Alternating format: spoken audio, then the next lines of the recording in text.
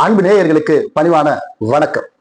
தற்போது அரசியல் களத்தில் மிகப்பெரிய ஒரு பேசுபொருளாக இருக்கக்கூடிய விஷயம் என்னவென்றால், பாட்டாளி மக்கள் கட்சி திராவிட முன்னேற்ற கழகத்தோடு கூட்டணி வைக்கப் போகிறது. அப்படி கூட்டணி வைத்தால் விடுதலை சிறுத்தைகள் கட்சியினுடைய தலைமை அண்ணன் திருமாவளவன் அவர்கள் எந்த விதமான முடிவை எடுப்பார்? அவருடைய ரியாக்ஷன் எப்படி இருக்கும்? ஒருவேளை பாமக உள்ளே வருவதற்கு திராவிட முன்னேற்ற கழகத்தினுடைய தலைவர் தளபதி ஸ்டாலின் அவர்கள் இசைவு தருவாரா? விடுதலை சிறுத்தை கட்சியை வெளியேற்றி விட்டு பாமக உள்ளே வர அவர் சம்மதிப்பாரா? அப்படி என்கிற மிகப்பெரிய ஒரு கேள்வி பொருள். பல பேர் அதை பத்தி தான் பேசிக்கிட்டு இருக்காங்க.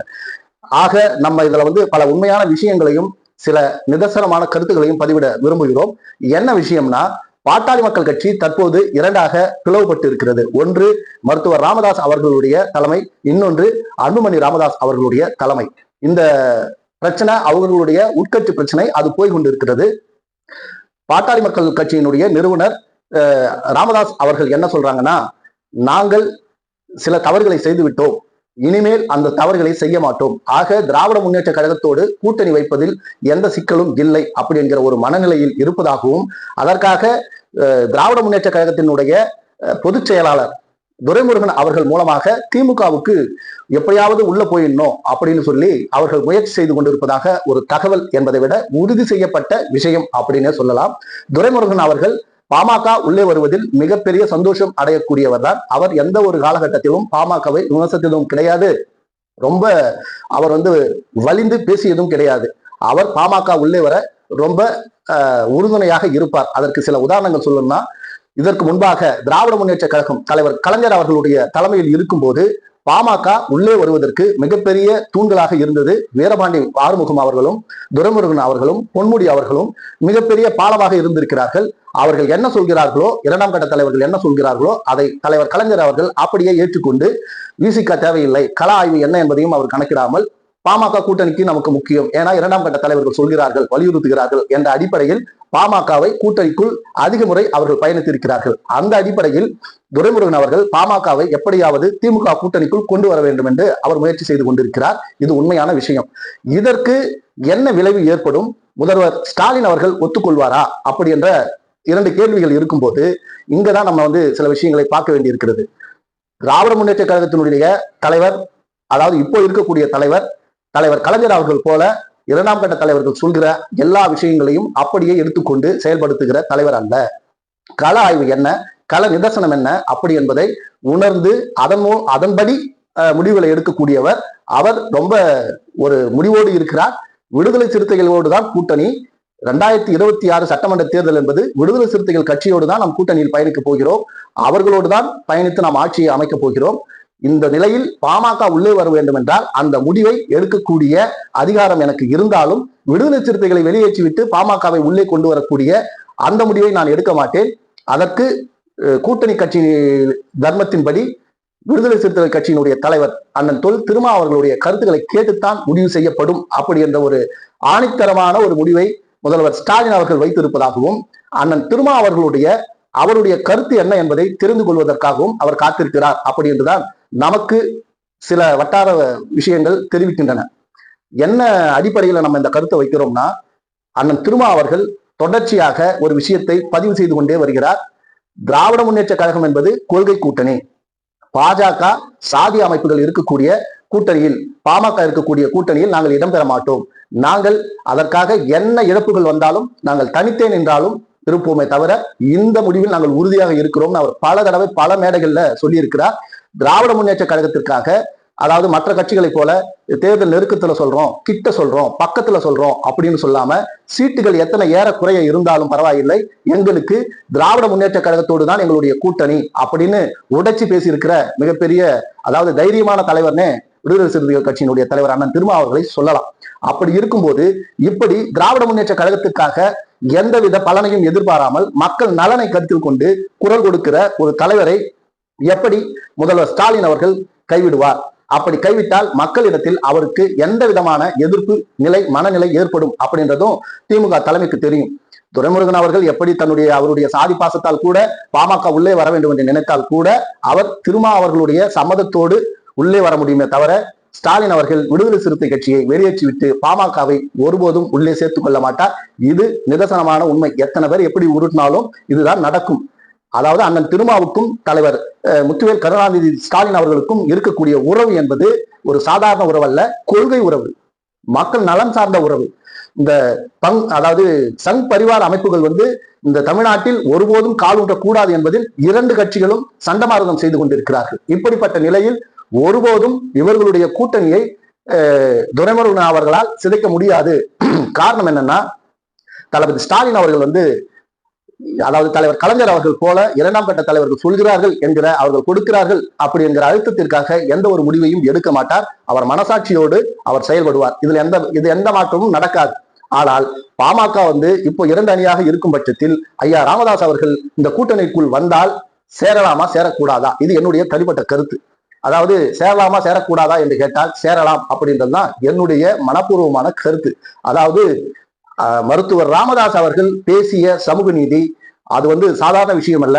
ஆரம்ப காலகட்டத்தில் தலித் மக்களுக்காக, பிற்படுத்தப்பட்ட மக்களுக்காக, தன் சமூக மக்களுக்காகவும் குரல் கொடுத்த ஒரு சமூக நீதி தலைவர்னா ஐயா ராமதாஸ் அவர்கள். அண்ணன் திருமா எப்படி இன்று போராடி கொண்டிருக்கிறாரோ அதே போல ஆரம்ப காலகட்டத்தில் பாட்டாளி மக்கள் கட்சி தொடங்கும் போது ஐயா ராமதாஸ் அவர்கள் அப்படித்தான் இருந்தார். அதாவது நீல நிறம் என்றால் அது தலித்துகளுக்கான நிறம் என்று ஒதுக்கப்பட்ட இந்த சமூகத்தில் அந்த நீல நிறத்தை தன்னுடைய கட்சி கொடியில் இணைத்து சமூக நீதி பேசியவர் ஐயா ராமதாஸ் அவர்கள். புரட்சியாளர் அம்பேத்கர் அவர்களுக்கு, அதாவது தமிழகம் முழுக்க அதிக அளவில் சிலை வைத்த ஒரே தலைவர் யாருன்னு கேட்டா ஐயா ராமதாஸ் அவர்கள். அதை போல இந்த தலித் மக்கள் பாதிக்கப்படுகிற இடங்களுக்கு சென்று போராடிய தலைவர் ஐயா ராமதாஸ் அவர்கள். இதெல்லாம் முந்தைய வரலாறு. இடையில் அரசியல் மாற்றங்கள் நிகழும் போது அவர் ஏற்படுத்திய இந்த காதல் நாடகம் அப்படி என்கிற ஒரு விஷயத்தில் அண்ணன் திருமா அவர்களை அவர் மிகப்பெரிய அளவுக்கு காயப்படுத்தி விட்டார். அவருடைய பேரை டேமேஜ் பண்ணணும், அதாவது கட்சியின் வளர்ச்சிக்காக சில விஷயங்களை அவரே செய்தாரா, அல்லது இதற்கு பின்னால் பல பேர் திட்டம் போட்டு கொடுத்து அவர் பேசினாரா, அனைத்து சாதிகளையும் ஒன்றிணைத்து தலித்துகளை தனிமைப்படுத்த நினைத்தாரா என்பதெல்லாம் அவர் மனசாட்சிக்கும் காலத்துக்கும் தான் தெரியும். ஆனால் அவர் இன்றைக்கு பேசுகிற போது அன்றைக்கு பார்த்த அந்த ஐயா ராமதாஸ் அவர்களை நம்மால் இன்றைக்கு பார்க்க முடிகிறது அப்படி என்பதுதான் நிதர்சனமான உண்மை. அதாவது பத்திரிகையாளர்கள் கேட்கும் கேள்விக்கு அவர் ஒரு பதில் சொல்றார். திருமாவளவன் அவர்கள் பாட்டாளி மக்கள் கட்சியும் பாஜகவும் இருக்கிற கூட்டணியில் பங்கு பெற மாட்டேன் அப்படின்னு சொல்லும் போது அவர் ஒரு வார்த்தையை பயன்படுத்துகிறார். இது அவருடைய கொள்கை, அதுக்கு என்னால் பதில் சொல்ல முடியாது. இது திருமா அவர்களுடைய, என் தம்பியினுடைய கொள்கை, அவருடைய முடிவு, இதற்கு நான் எந்த விதத்திலும் பதில் சொல்ல முடியாதுன்னு ரொம்ப பெருந்தன்மையாக சில நாட்களுக்கு முன் கருத்து தெரிவித்திருந்தார்.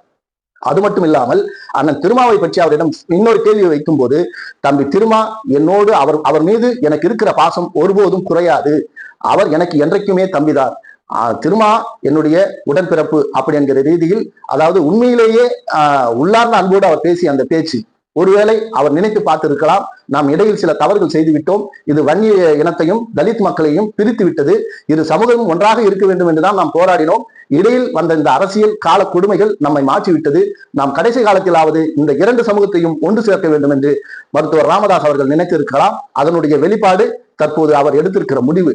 ஐயா ராமதாஸ் அவர்கள் ஆரம்ப காலகட்டத்தில் இந்த பாஜகவையும் சங் பரிவாரையும் விமர்சித்தது நான் இந்த கடைசி, அதாவது வீடியோவோட கடைசியில் அந்த காணொலியை நான் பதிவு செய்யறேன்.